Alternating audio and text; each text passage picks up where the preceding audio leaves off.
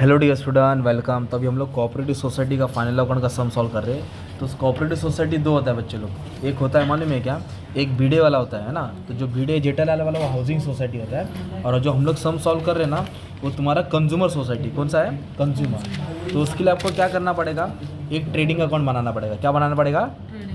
तो trading account बनाने का, उसके नीचे प्रॉफिट लॉस बनाने का, और ये तुम्हारी बैलेंस शीट है। तो बैलेंस शीट में शेड्यूल्स आते हैं, वो याद करना पड़ता है। जैसे share capital, reserve fund, current liabilities, assets में ना। तो अभी एक एक एंट्री करके एक एक चीज़ सिखाता हूँ और तुमको समझाता हूँ क्या है और कैसे मालूम पड़ेगा कि ट्रेडिंग अकाउंट बनाने का है। आपको इधर देखो क्लोजिंग स्टॉक दिया रहेगा। क्या दिया रहेगा? क्लोजिंग स्टॉक, है ना। और क्वेश्चन में तुमको सेल्स भी दिया रहेगा, तो समझ आने का ट्रेडिंग अकाउंट। तो ट्रेडिंग अकाउंट वही है जो अपन ने बचपन में पढ़ा, राइट। तो सबसे पहले इधर क्या लिखेंगे? To opening stock. क्या लिखने का? टू ओपनिंग स्टॉक लिखने का। इधर क्या लिखने का? बाय क्लोजिंग स्टॉक, ठीक है। इधर आएगा परचेस, और परचेस से परचेस रिटर्न क्या होता है? माइनस होता है अगर दिया रहेगा तो, ठीक है। अब सम स्टार्ट कर देते हैं। पहले एडजस्टमेंट टिक मार्क करना पड़ेगा। तो रेंट पे एडजस्टमेंट है, किस पे है? रेंट। तो रेंट को ढूंढ के अपनों को टिक मार्क करना पड़ेगा। रेंट के बाद किस पे है? फर्नीचर पे बोला है ना। तो फर्नीचर को ढूंढ के क्या करना पड़ेगा? टिक मार्क करना पड़ेगा। क्लोजिंग स्टॉक को टिक मार्क नहीं करते। Interest on investment important topic है, समझाता हूँ। तो इंटरेस्ट मतलब एक इन्वेस्टमेंट में मारा है, इंटरेस्ट पे भी मारना है। सैलरी पे है और एडवांस पे। क्या बोला? सैलरी पे भी है और एडवांस क्या दिया है? एडवांस मतलब सैलरी आउटस्टैंडिंग भी है और एडवांस भी है, तो दो एडजस्टमेंट हो गया। ऑथोराइज को कुछ नहीं करना है। तो सबसे पहले क्या दिया है तुम्हारा? Share capital. तो शेयर कैपिटल किधर आएगा? तुम्हारा बैलेंस शीट में आएगा और लायबिलिटीज में आएगा। बैलेंस शीट में आएगा और लायबिलिटीज में। तो इधर लिखेंगे शेयर कैपिटल, और शेयर कैपिटल से ना कॉल इन एरियर्स माइनस होता है। कॉल इन एरियर मतलब जो शेयर का पैसा आया नहीं है, और दोनों साथ में दिए। 1,60,000 से 10,000 क्या करेंगे? माइनस करेंगे। 1,60,000 से अगर 10,000 में माइनस करता हूँ तो मुझे मिलेगा 1,50,000। क्या मिलेगा? 1,50,000। सिंपल। हाँ। फिर बोला रिजर्व फंड। तो कोई भी फंड आया लायबिलिटी में आएगा, तो रिजर्व फंड में इधर हेडिंग डालना पड़ता है, और इधर थोड़ा स्पेस भी छोड़ देने का, क्योंकि लास्ट ईयर का ट्रांसफ़र करना पड़ेगा। रिजर्व फंड, डेवलपमेंट फंड, कोई भी फंड है यहाँ लिख देना है। अब इधर बोला कॉमन गुड्स फंड, तो ये फंड आ गया। क्या आ गया? तो फंड बोला तो रिजर्व फंड में आएगा, तो लिखेंगे कॉमन गुड्स फंड, ओके। हाँ, कितना दिया अमाउंट? इसका दिया 5,000। क्रेडिट बोला तो लायबिलिटी होता है ना यार। फिर इसके बाद बोला ओपनिंग स्टॉक। तो जो ओपनिंग स्टॉक है तुम्हारा ट्रेडिंग अकाउंट में आता है ना यार। तो ओपनिंग स्टॉक किधर आएगा? तुम्हारा ट्रेडिंग अकाउंट में, उठा के लिख दिया। फिर ओपनिंग स्टॉक के बाद बोला है फर्नीचर। क्या बोला है? तो फर्नीचर तुम्हारा एसेट्स होता है। क्या होता है? एसेट्स। एसेट्स में किधर आएगा? फिक्स एसेट में। Furniture, plant and machinery. अभी इस पर क्या दिया है? एडजस्टमेंट दिया है। तो ये एडजस्टमेंट वाला अमाउंट किधर आ जाएगा? अंदर आ जाएगा। उसको अभी अपन बाद में सॉल्व करेंगे। फिर इधर बोला है एजुकेशन फंड। क्या बोला है? तो any fund is liability. Any fund is liability, तो इधर डाल देंगे एजुकेशन फंड। किधर डाल देंगे? रिजर्व एंड फंड में। अमाउंट उसका 8,000 दिया, चलो डाल दिया। मेन एडजस्टमेंट है वो भी सीखा लो, टेंशन मत दो।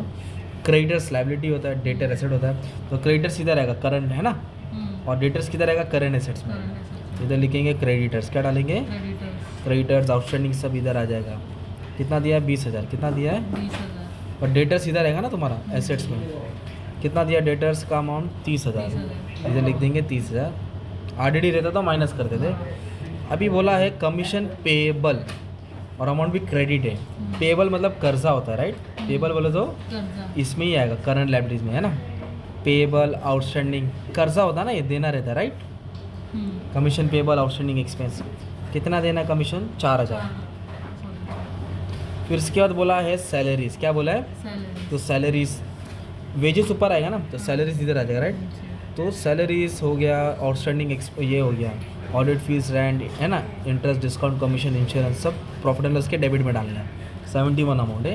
अब इस पर दो एडजस्टमेंट है, आउटस्टैंडिंग भी है और एडवांस भी है, ठीक है। फिर इसके बाद बोला कमीशन। क्या बोला है? कमीशन। तो कमीशन भी खर्चा होता है, तो इधर ही आएगा। इधर लिखेंगे टू कमीशन। क्या लिखेंगे? To commission. कितना दिया कमीशन मालूम है क्या? तो 17,400। इस पर एडजस्टमेंट नहीं, तो अमाउंट किधर आया? बाहर आया। ये पेएबल था, इसके लिए लायबिलिटी, ये कमीशन है इसके लिए एक्सपेंस। रिसीवेबल होता है। हाँ, एसेट्स में आता है। और इधर बोला रेंट। क्या बोला है? तो रेंट भी क्या होता है? खर्चा होता है, ठीक है। रेंट, रेट, इंश्योरेंस 20,000 है। अब इसको अंदर क्यों लिखा? एडजस्टमेंट है। फिर बोला है पोस्टेज। क्या बोला है? पोस्टेज, लेटर, है ना, पोस्ट, प्रिंटिंग, स्टेशनरी, ये सब खर्चा होता है ना। तो सब जो भी खर्चा तुम्हारा किधर आएगा? प्रॉफिट एंड लॉस में आएगा। फिर बोला है लैंड बोले तो बंगला, गाड़ी, बैंक बैलेंस, फिक्स एसेट क्या है, फिक्स एसेट। अब इस पर एडजस्टमेंट नहीं है तो अमाउंट किधर आएगा, बाहर आ जाएगा। लैंड का अमाउंट 9,000 दिया, कितना दिया है, 9,000। अभी सुनो, इंटरेस्ट डिस्काउंट कमीशन, डेबिट है तो डेबिट में डालेंगे, डेबिट है तो, पर ये इंटरेस्ट का अमाउंट कहाँ दिया है, क्रेडिट में दिया है, कहाँ दिया है, क्रेडिट। तो प्रॉफिट एंड लॉस के किधर आएगा, क्रेडिट में आएगा। और इस पर क्या बोला है, एक इंटरेस्ट आने वाला है, क्या बोला है, इंटरेस्ट आने वाला तो मैं ये वाला अमाउंट को कहाँ लिखूँगा, अंदर लिखूँगा, ठीक है। फिर बोला है इक्विपमेंट्स, क्या बोला है, इक्विपमेंट भी क्या होगा तुम्हारा, फिक्स एसेट होगा, है ना, बैलेंस शीट में आएगा, ठीक है। इक्विपमेंट्स कितना अमाउंट दिया है, इक्विपमेंट्स का अमाउंट कितना दिया है, 16,40,000, ज़्यादा दिया है भाई, 16,40,000। फिर उसके बाद क्या बोला है, परचेस, तो माल खरीद के ट्रेडिंग अकाउंट में आएगा ना, तो परचेस को ऊपर लिखेंगे। कितना दिया है परचेस वाले में, 1 लाख, नहीं इक्विपमेंट 20,000 है, सॉरी इक्विपमेंट कितना है, 20,000, और परचेस दिया 16,40,000, परचेस कितना दिया, 16,40,000। और उसके बाद क्या दिया माने में, इन्वेस्टमेंट, इन्वेस्टमेंट किधर रहेगा, एसेट्स, Assets। जो भी इन्वेस्टमेंट रहेगा, डिपॉजिट रहेगा, लोन एडवांस, इधर ही डाल दो ना, अलग से बनाने की ज़रूरत नहीं है ना, इसका अलग हेडिंग होता है इन्वेस्टमेंट का, ठीक है। इसके बाद बोला है सेल्स, अगर परचेज डेबिट में आता है तो सेल किधर रहेगा, क्रेडिट। कितना दिया है सेल्स, 20,60,500। फिर उसके बाद क्या बोला है, कैश, क्या बोला है, कैश और बैंक, तो कैश और बैंक एसेट होता है, इधर है कैश, बैंक में कैश और बैंक। बैंक। कितना दिया, 25,170, इधर लिख दिया 25, 1,70,000। आप लोग अंदर लिख के टोटल भी बाहर डाल सकते, ठीक है। आपने क्या किया, टेबल की पोस्टिंग कर दी है ना, तो एडजस्टमेंट पहले बेसिक से करते हैं, थर्ड एडजस्टमेंट क्लोजिंग स्टॉक। तो आपको मालूम है क्लोजिंग स्टॉक किधर आता है, ट्रेडिंग के क्रेडिट में आएगा, और स्टॉक बच गया तो क्या था, एसेट्स, करेंट एसेट में आएगा। तो क्लोजिंग स्टॉक 1,40,000 दिया ना, तो मैं इधर लिखा ट्रेडिंग के क्रेडिट में, और एक इधर आ जाएगा क्लोजिंग स्टॉक 1,40,000, कितना आएगा, 1,40,000। फिर अपन ये करेंगे एडजस्टमेंट, डेप्रिशिएशन बोला फर्नीचर पर कितना परसेंट बोला है, 5%, तो 5% डेप्रिशिएशन क्या आएगा, माइनस होएगा। डेप्रिशिएशन बोले तो वैल्यू कम होती है ना यार, तो इस पर 5% क्या कर देंगे हम लोग, माइनस कर देंगे, तो 2,400 आ जाएगा, ओके। तो 48 में तो 2,400 माइनस किया तो 45,600 है ना। और एसेट्स में जो भी माइनस होता है डेबिट में आता है, और एसेट्स में प्लस हुआ तो वो क्रेडिट में आएगा। ये लिखेंगे 2 डेप्रिसिएशन ऑन फर्नीचर, ये वाला अमाउंट लिखने का 2,400, ठीक है। ये भी हो गया। अभी फर्स्ट हो गया ना, फर्स्ट नहीं किया, पेएबल मतलब आउटस्टैंडिंग होता है, क्या होता है, आउटस्टैंडिंग प्लस करके लायबिलिटी, क्या करेंगे, प्लस करके, तो किसको प्लस करना है, रेंट, तो रेंट आउटस्टैंडिंग है, इधर लिखेंगे प्लस आउटस्टैंडिंग रेंट 1,000 है ना, ये कितना हो जाएगा, 21,000। तो आउटस्टैंडिंग प्लस करके किधर आएगा, लायबिलिटीज में, आउटस्टैंडिंग प्लस करके और प्रीपेड माइनस होके एसेट्स में, तो ये आउटस्टैंडिंग है ना, तो इधर डालेंगे करंट लायबिलिटीज में, किधर डालेंगे, सिंपल 1,000। फिर उसके बाद क्या बोला है मालूम है, इंटरेस्ट पैसा आने वाला है, कितना इंटरेस्ट आने वाला है, 2,000। तो ये इंटरेस्ट आने वाला तो ये क्रेडिट में आएगा ना, क्योंकि ये इनकम होता है, क्या होता है, ये हो गया 12,000। क्रेडिट इनकम होता है, और इनकम क्या हो रहा है, बढ़ रहा है, क्या हो रहा है, इनकम बढ़ता है तो क्या होता है, एसेट। इधर देखो ना, ये करंट एसेट में आएगा, किधर आएगा, इधर मत डालो, आउटस्टैंडिंग इंटरेस्ट है ना, छोटा मोटा इनकम है, इसलिए वो करंट एसेट होता है, क्या होता है तुम्हारा, ये बड़ा इन्वेस्टमेंट है, ये इनकम हो गया ना। और इधर क्यों लिखा, क्योंकि पैसा आने वाला है, अगर आउटस्टैंडिंग इंटरेस्ट देना रहता तो इधर से इधर आता है।